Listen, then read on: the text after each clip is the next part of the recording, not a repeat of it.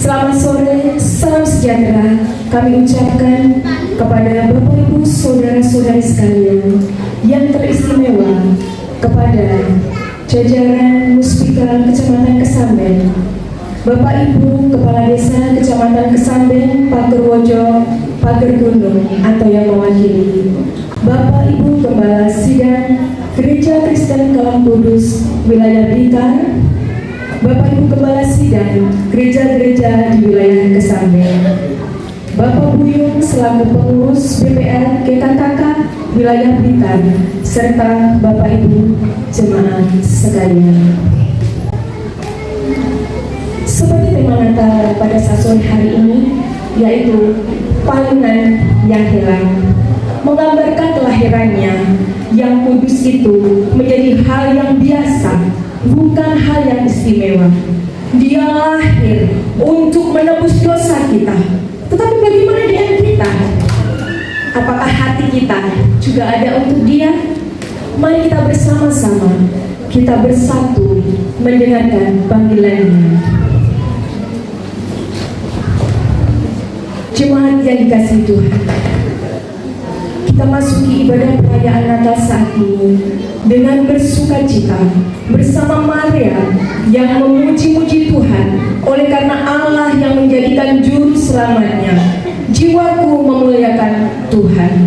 Umat, dan hatiku bergembira karena Allah juru selamatku. Sebab Ia telah memperhatikan kerendahan hamba-Nya.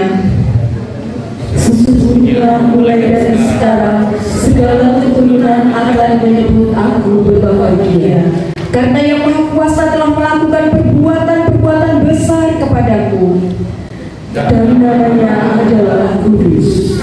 dan rahmat-Nya turun-temurun atas orang yang takut akan Dia. Dia kuasanya dengan perbuatan tangannya dan menjelai-jelaikan orang-orang yang berkembang hatinya. Ia menurunkan orang-orang yang berkuasa dari tahtanya, Dan meninggalkan orang-orang yang benar.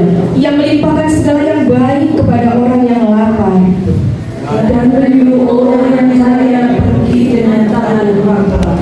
Ia menolong Israel hambanya, Karena ia mengingat rahmat-Nya, seperti yang dijanjikannya kepada nenek moyang kita. kepada Abraham dan keturunannya untuk selama-lamanya. Dengan berdiri, kita menaikkan pujian Kidung Keesaan. Oh datanglah Immanuel.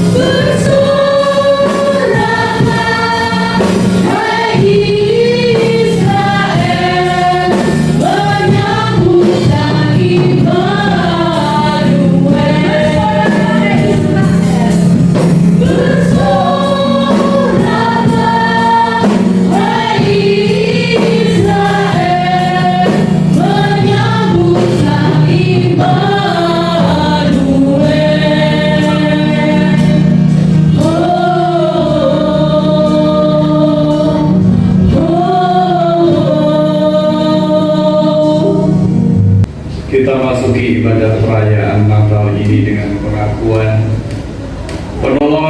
penolong kita adalah Tuhan yang menciptakan langit dan bumi dan segala isinya, dan yang setia menepati janji keselamatan yang telah dinyatakannya. kasih karunia, damai sejahtera dari Allah Bapa kita, dari Tuhan kita Yesus Kristus, menyertai kita hari ini. Amin. Saat yang memberi hidup baru yang abadi, kita sudah bergema.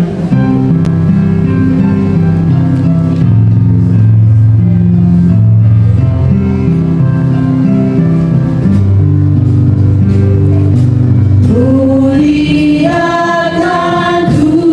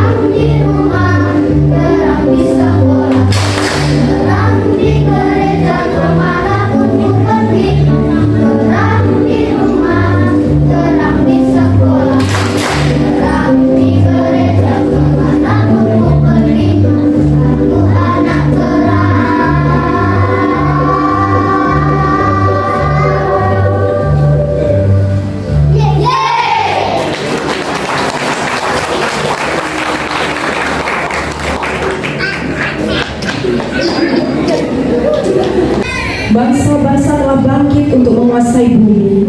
Rasa tidak puas telah menghantui manusia. Keserakahan makin merajalela.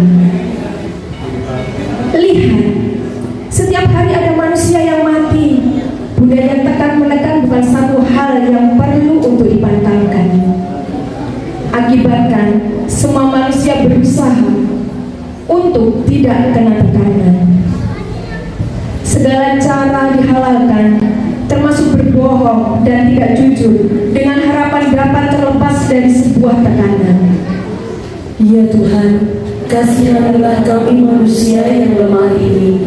Ampuni kami akan kesalahan dan dosa yang telah kami berbuat.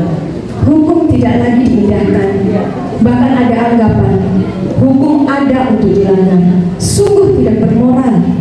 Kekuasaan, serakah, tidak peduli menjadi kehidupan yang biasa dijumpai. Kasih murni tidak ada lagi. Bahkan Tuhan yang menjadikan manusia tidak lagi dipandang sebagai Allah dari segala sesuatu. Allah tidak lagi ditakuti. Manusia merasa dirinya super power. Uang mengatur segala sesuatu. Ya Tuhan, kasihanilah kami manusia yang lemah ini. Ampuni kami akan kesalahan dan dosa yang telah kami perbuat. Harga diri tidak bernilai. Lihatlah, bangsa telah bangkit melawan bangsa. Suku telah angkat senjata melawan suku. Bahkan saudara kandung telah menganggap adiknya sebagai saingan. Tidak ada pengharapan. Yang ada hanya egoisme. Teknologi semakin maju, namun moral semakin menurun. Di manakah Bhinneka Tunggal Ika yang pernah kita elu-elukan? Di manakah penghargaan kita terhadap pejuang-pejuang yang telah mengorbankan nyawanya untuk tanah tercinta ini? Sesaat, mari kita merenungkan perkataan ini. Contohlah kehidupan pendahulu-pendahulu dan lihatlah akhir kehidupannya. Tirulah yang baik yang kau ambil dari kehidupan mereka. Mari kita berdoa dalam hati. Adalah Allah yang baik. Ia mendengarkan keluh dan kesah kelemahan ciptaannya. Mari kita datang ke hadapan Tuhan dengan kerendahan hati, mengaku kesalahan kita. Ya Tuhan, Ya Tuhan, kasihanilah kami manusia yang lemah ini. Ampuni kami akan kesalahan dan dosa yang telah kami perbuat. Ulangan 30 ayat 15 sampai 20. Ingatlah, aku menghadapkan kepadamu pada hari ini kehidupan dan keberuntungan, kematian dan kecelakaan. Karena pada hari ini aku memerintahkan kepadamu untuk mengasihi Tuhan Allahmu dengan hidup menurut jalan yang ditunjukkannya dan berpegang pada perintah, ketetapan dan peraturannya, supaya engkau hidup dan bertambah banyak dan diberkati oleh Tuhan Allahmu di negeri kemana engkau masuk untuk mendudukinya. Tetapi jika hatimu berpaling dan engkau tidak mau mendengar, bahkan engkau mau disesatkan oleh sujud menyembah kepada Allah lain dan beribadah kepadanya, maka aku memberitahukan kepadamu pada hari ini bahwa pastilah kamu akan binasa. Tidak akan lanjut umurmu di tanah kemana engkau pergi menyeberang sungai Yordan untuk mendudukinya. Aku memanggil langit dan bumi menjadi saksi terhadap kamu pada hari ini. Kepadamu kuperhadapkan kehidupan dan kematian, berkat dan kutuk.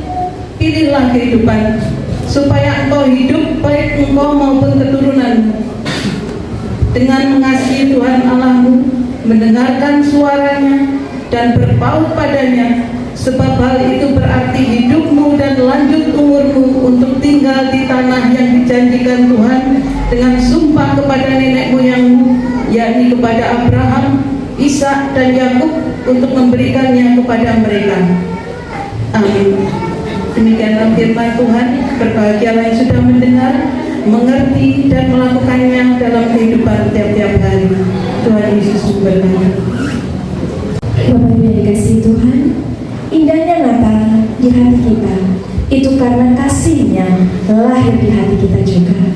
Karena Natal itu tidak akan berarti tanpa kasih-Nya. Layakkanlah hati kita untuk menyambut kelahiran Tuhan. Natal di hatiku.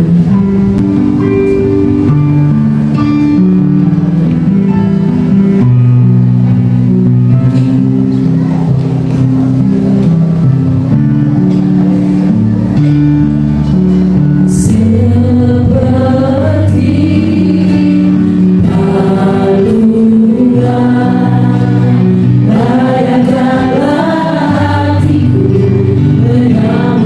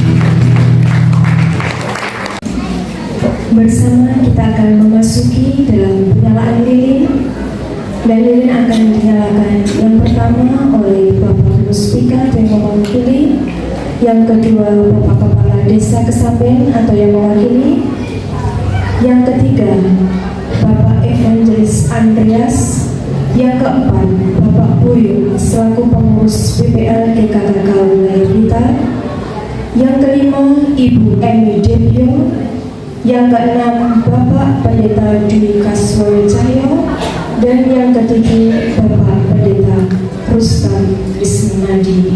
Mari bersama-sama Bapak Ibu kita bangkit berdiri. Kita pujikan Malam Kudus. Dunia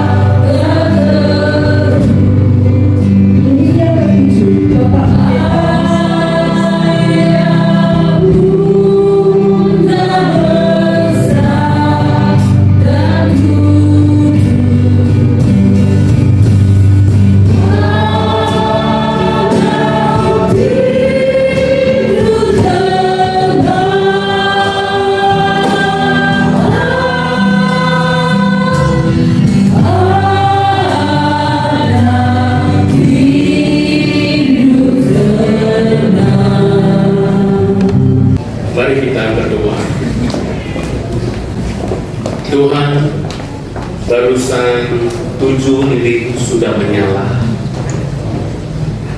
Biarlah sore menjelang malam nanti ini ya Tuhan, hati kami juga menyala, supaya hati kami yang redup boleh kembali hidup, hati kami yang putus asa boleh kembali berbaharui, hati kami yang terhilang boleh didapatkan kembali. Saat ini kami mengundang Roh-Mu yang Kudus bekerja dengan luasa di tengah-tengah kami Tuhan. Nyatakanlah kehadiran-Mu, berilah anugerah-Mu ya Tuhan, sehingga tidak ada seorang pun di antara kami yang pulang dengan percuma, tapi kami dengan berkah-Mu, anugerah-Mu, kami boleh bertemu dengan Engkau. Di dalam nama Tuhan Allah yang menjelma menjadi manusia, Tuhan Yesus Kristus, kami berdoa. Yang percaya katakan amin. Shalom Bapak Ibu Saudara. Ya, shalom. Di sini saya nggak tahu mesti nyebut gimana, bapak-bapak pimpinan. Ya, ada Pak Polisi, ada Bapak pimpinan desa, ada Bapak Kepala, ada Bapak pimpinan dari sinode dari wilayah Blitar, Pembuyung, dan semuanya. Di sini ada, saya sudah kenal selain Pak Dwi dan Ibu dan beberapa pendeta, saya kenal beberapa pria-prianya Allah di gereja ini.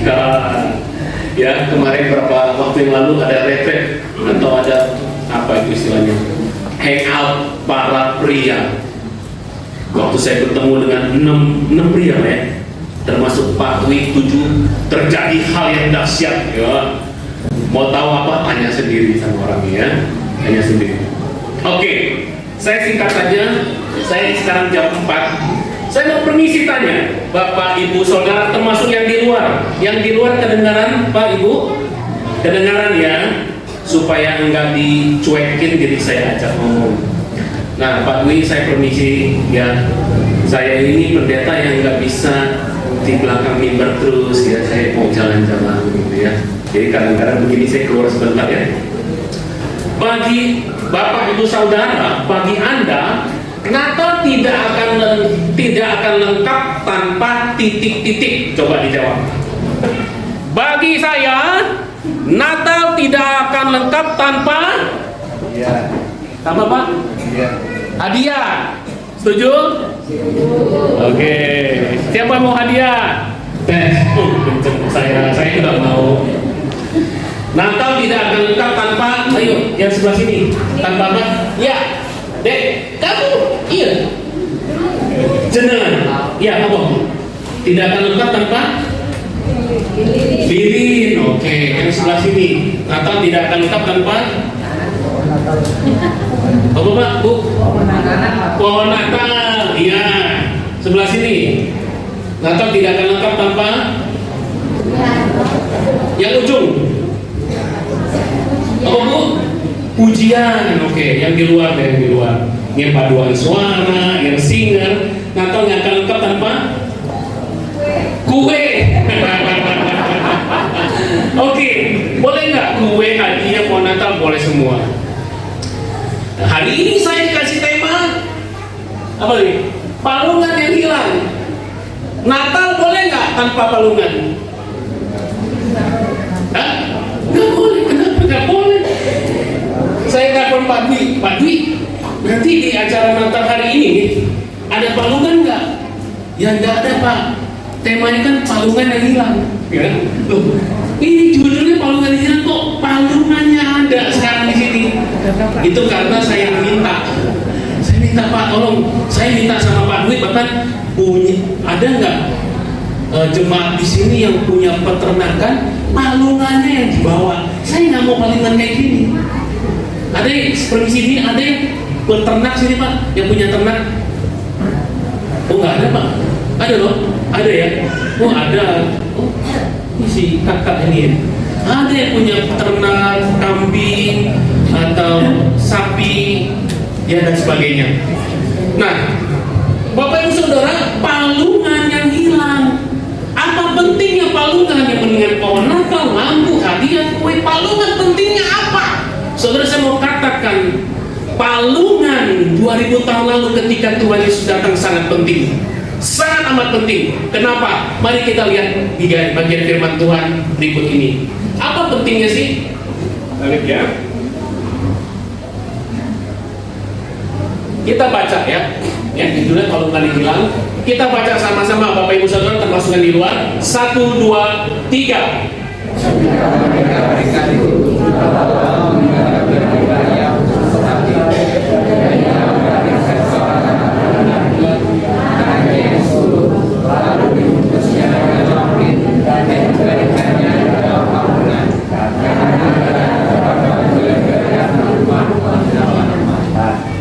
Jadi Natal, kelahiran Juru Selamat 2000 tahun lalu itu terjadi dan ada sesuatu yang sangat amat penting.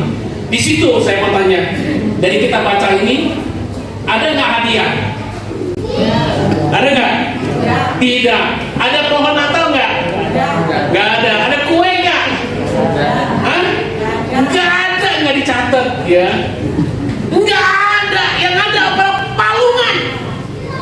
Kenapa palungan begitu penting? Karena kita berkata Yesus Sang Juru Selamat manusia itu akan lahir di kota Bethlehem, dibungkus dengan kain lampin, kain bedong ya, bahasa Jawanya apa? Bedong, kain bedong biasa semua. Siapa yang di sini lahir dibungkus sama daun pisang? Mana? Nggak ada ya. Sekere-kere. Ya, betul lah. Saya kok Jawanya Jawa Londo.